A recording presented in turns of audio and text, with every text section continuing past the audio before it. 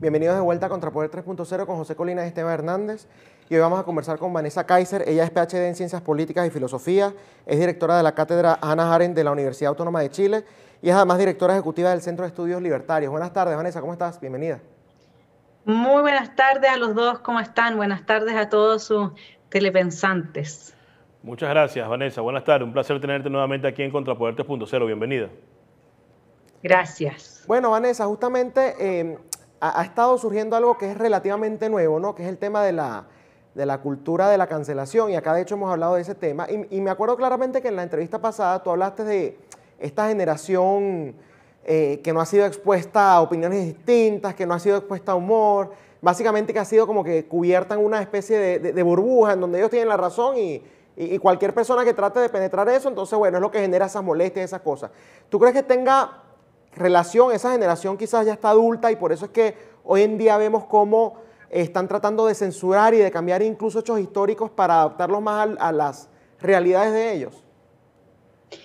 A ver, yo creo que aquí hay varias cosas. En primer lugar, todo lo que es la generación Snowflake, Millennials, y que hoy día, claro, como dices tú, están buscando trabajo, son relativamente, entre comillas, adultos de unos entre 25 y 30 años, pero también las generaciones que les siguen a ellos, son generaciones que han crecido en una cultura donde los lazos familiares, esto va a sonar súper conservador, pero yo les traigo información científica, ¿ok? Los lazos familiares se han roto y por lo tanto el contexto en el que han crecido estos niños ha sido normalmente con una madre trabajando y ellos en una guardería, no sé cómo le dicen ustedes, en Chile decimos guardería, donde se dejan los niños todavía que no entran ni siquiera en la etapa escolar. Entonces yo les voy a contar una cosa. Estamos hablando de más o menos el año 1100 y tantos, en que había un rey, emperador del Sacro Imperio Germano-Romano, y él se llamaba Federico von Hohenstaufen, y le decían el stupor mundi. ¿Por qué? El asombro del mundo. Porque hablaba 9 lenguas, ¿sí? Y escribían 7. Y él se hizo la siguiente pregunta. Él dijo, bueno, según en esa época estaba el conocimiento adámico, ¿no? Que de Adán, ¿no? En la Biblia decía que lo propio del ser humano era nombrar las cosas. El mandato era nombrar las cosas. Entonces este rey se preguntó, bueno, ¿qué pasa si es que un niño crece sin que nadie le hable? ¿Qué lengua, digamos, desarrollaría de forma espontánea? Porque él daba por hecho de que algún idioma tendría que desarrollar, porque esa era, digamos, lo coesencial al ser humano. Entonces lo que él hizo fue tomar a 30 recién nacidos y con los mejores cuidados de la época, dejarlos en una especie de guardería como las que van los niños de todas estas generaciones que estamos viendo hoy. Y el punto es que no tenían que ser... no tenían el lazo con la madre, no tenían la afectividad de la madre y no se les podía hablar, no se les podía hacer ningún gesto emocional, nada. Bueno, ¿qué es lo que pasó? Se murieron todos esos niños. ¿Qué es lo que pasa luego? Que esto lo toma un psiquiatra que dice, a ver, vamos a estudiar qué pasó en este experimento. Este psiquiatra se llama René Spitz. Y lo que él llega a la conclusión es que se producen dos momentos cuando tú dejas a un niño en una guardería, en un hospital, sin esa atención especial y específica que da la madre. El primer momento se produce una depresión anaclítica. Con la depresión anaclítica los niños no se mueren, pero lo que va pasando es que el niño al no tener ningún estímulo afectivo, al no tener ese lazo con la madre, que es tan característico de la madre, el niño no tiene estímulo para desarrollar su corteza cerebral y por lo tanto, en general esos niños nunca aprenden a caminar y se mueren simplemente porque ni siquiera se dan vuelta si es que se están vomitando, no tienen ninguna reacción. Entonces, es tan importante tener claro, la depresión analítica todavía es posible revertirla cuando se restablece el lazo de la madre con el hijo, pero el síndrome del hospitalismo no. Una vez que, digamos, todos esos niños se murieron y normalmente lo que va pasando es que estos niños se desarrollan sin coordinación ocular, se reduce su capacidad mental más o menos en un 45% de la que nacen, con la que nacen, ¿no? Entonces, cuando a mí me dicen, luego tenemos a otro psiquiatra más, ¿no? Neurocientista, que es Oensel Jung, que en 2001 hizo publicaciones muy importantes respecto de cómo la neurociencia ha hecho evidente que la actividad del cerebro es necesaria en todo proceso de aprendizaje y se consolida, desde la afectividad, la atención, nuestra capacidad de poner atención. A ver, ¿cuándo empieza todo este tema de que hay que medicar a los niños porque tienen el síndrome del déficit atencional? Que por lo demás su creador dijo que no era cierto que existiera. Pero todos estos problemas de atención, todos estos problemas de concentración, etcétera, están asociados a el quiebre del lazo de la madre con el hijo, y lo que pasa es que por eso es que no se puede consolidar ni la atención ni la cognición, porque es esa afectividad exclusiva que la madre tiene con el hijo la que es propia de la especie humana. De ahí no sé cómo le va a ir al feminismo cuando escuche un discurso tan conservador, pero la verdad, para serle franca, es que ahí uno se da cuenta nuevamente que este neofeminismo es simplemente, como decías tú, ha adaptado la realidad a sus deseos, y con eso ha pasado a llevar lo que la ciencia ha venido trabajando durante siglos para comprender cómo y cuándo un ser humano está más sano y está mejor cuidado y tiene mejor calidad de vida. Por lo tanto, mi hipótesis es que al menos una parte importante de esta generación que hoy día sufre de permanente disonancia cognitiva y trata de adaptar la realidad a sus deseos, ha pasado por una depresión anaclítica en el primer periodo de su vida. Pero fíjate algo, tomando eso en cuenta, ¿no? Que estás hablando de esas generaciones en donde se ve ese quiebre, mayormente, bueno, de millennials y las que vienen adelante. Entonces vale la pena, por ejemplo, por parte de nosotros, porque con este tema de la cancelación, de la cultura de la cancelación, hay cosas que vienen más atrás, sí. Si nada más les afectara a ellos, uno diría, bueno, déjalos tranquilos, ¿no? Pero es que están cambiando cosas que al final nos terminan afectando a ti, a José, a mí. Entonces vale la pena invertir energías en tratar de convencer a estas personas. ¿Hay alguna manera de convencerlos de que ellos están por la ruta que no es? ¿O habría que entonces esperar incluso otras generaciones que no estén todavía dañadas, por decirlo así, para empezar a reconstruir esto que está quebrado, pues, que estás mencionando? Lo que pasa es que no hay ninguna generación que pueda venir como hijos de esta generación, nietos de esta generación y bisnietos de esta generación, que no vayan a estar dañados si es que esta es la generación que les antecedió y no hay ninguna conciencia respecto del daño al que fueron expuestos. Entonces yo creo que si uno, a ver, ¿cómo funciona el cerebro? El cerebro va tejiendo mapas neuronales que responden a los estímulos externos. Esencialmente lo que el sistema límbico, que es dentro del cerebro, la parte más antigua de nuestro cerebro, es el encargado, ¿no es cierto?, de recepcionar todo lo que es el entorno, decodificarlo y en sus funciones recibir esa motivación de la preservación del organismo, integrar la información genética y ambiental a través del aprendizaje. O sea, es el sistema límbico, es como lo que uno diría mi inconsciente, no es mi sistema racional. Entonces, ¿qué pasa? Ahí se empiezan, cuando uno a estos niños que pueden haber tenido este daño, que probablemente lo hayan tenido, pero además se suma una hiperideologización dentro de los colegios, ellos tejen su identidad en un mapa neuronal, ¿sí? Por lo tanto, el punto es que para entender a estas personas uno tiene que hacerse cargo de que la identidad de cada uno de nosotros no es solamente una identidad abstracta, sino que tiene un correlato fisiológico en los mapas neuronales que se van tejiendo, ¿ok? Por eso es que cuando uno los contrasta con la realidad o con un pensamiento distinto, se produce lo que se llama la disonancia cognitiva. Eso quiere decir que ese shock que sacude su red tejida de su identidad, les produce una sensación fisiológica que viene desde el sistema límbico y por eso atacan, por eso son tan violentos, por eso se ofenden, por eso no, porque a todos nos puede pasar, ¿ok? El punto son en qué grados a quiénes, porque a mí también me puede pasar respecto a ciertas cosas. La otra vez me pasó que alguien me trató de deshonesta y evidentemente que me salió el dragón, ¿no? Yo soy filósofa, entonces no puede haber nada peor que a un filósofo le digan que es deshonesto, sobre todo cuando uno está siendo honesto más encima, porque uno de repente podría elegir no serlo, que es una cosa distinta. Entonces lo que pasa es eso, que yo creo que sí vale la pena mostrarles que en el fondo han sido un poco víctimas y además a este tipo de personas les encanta ser víctimas, así que sería genial, pero habría que cambiarles un poco el foco, ¿no? De ser víctimas del hombre, el papá, el patriarcado, el Estado, el no sé qué, a ser víctimas de, ¿sabes qué?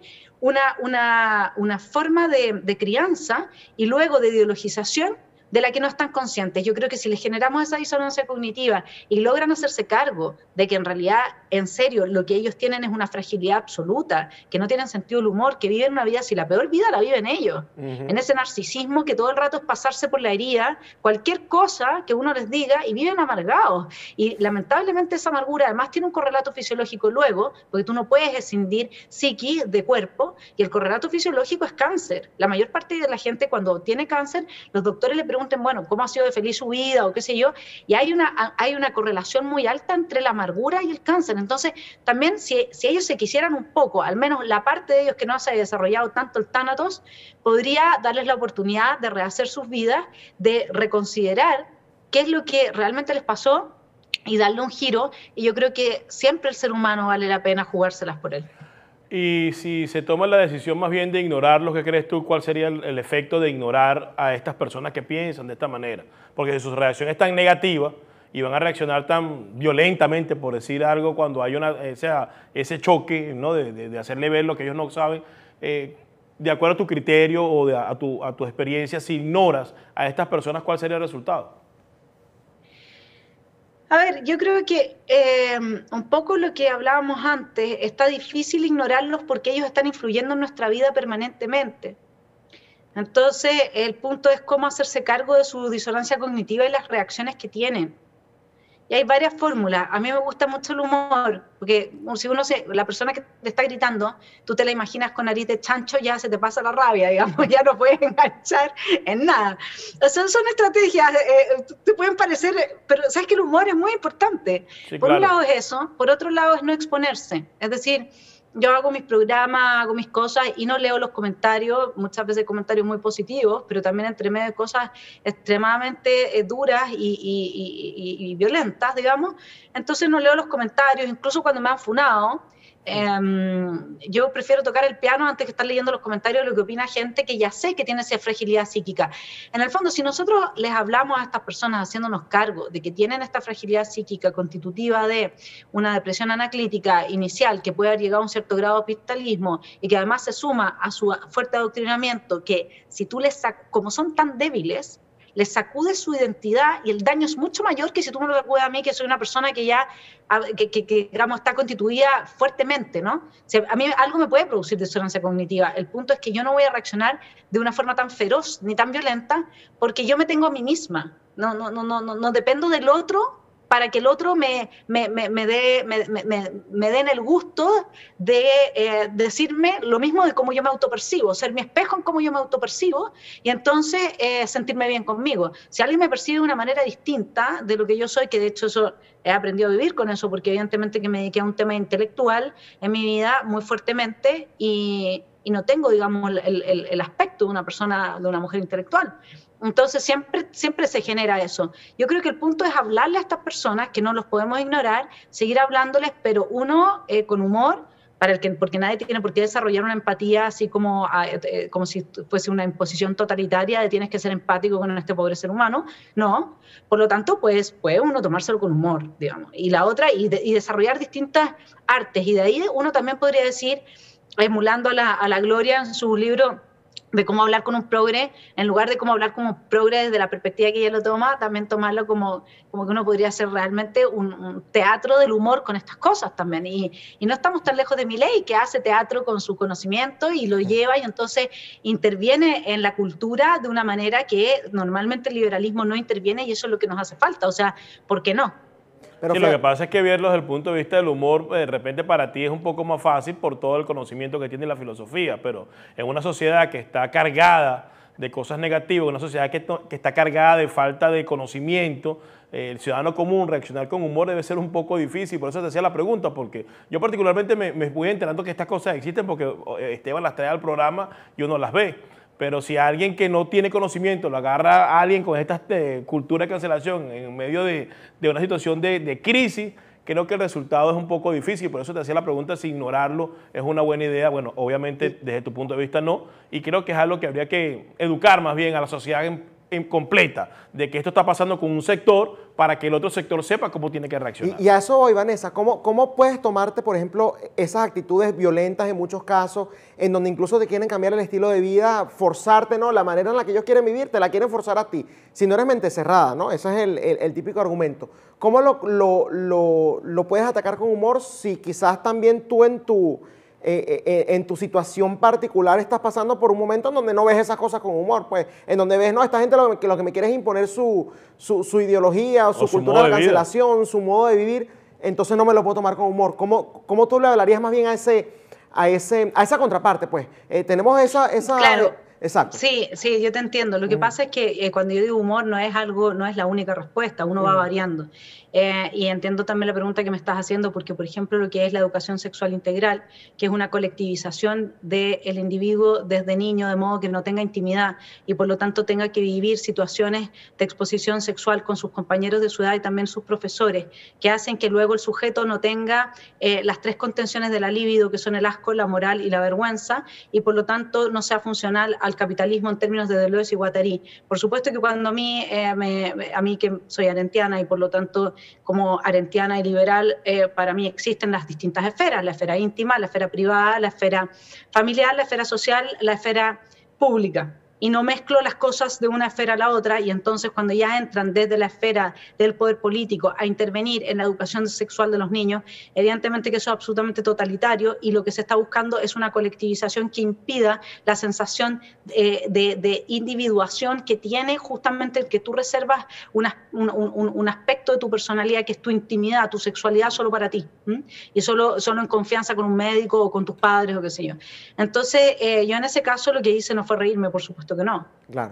Me puse a estudié a Deleuze y Guattari el Antiedipo, hice mis programas, entrevisté a Ezequiel Baigorría, que es un especialista clínico, psicólogo clínico, que contó cómo se ha implementado esto en Argentina. Si yo tuviera hijos chicos, los sacaría del colegio, y apoyo a todas las agrupaciones que están en contra de la ESI, y cuentan con toda mi ayuda cada vez que lo necesitan, y en ese caso lo que hay que ir es confrontar ideas. Hay que denunciar, hay que buscar qué es lo que hay detrás de todo esto, porque desde el liberalismo yo soy liberal, por lo tanto a mí lo que a mí me molesta no es solamente que hay liberales que están usando esto de la autonomía progresiva y la colectivización de la sexualidad para destruir el modo de vida conservador, que yo la verdad es que nunca esperé o nunca pensé que el liberalismo podía transformarse en un totalitarismo, y ahí se está transformando en totalitarismo, la verdad es que sí.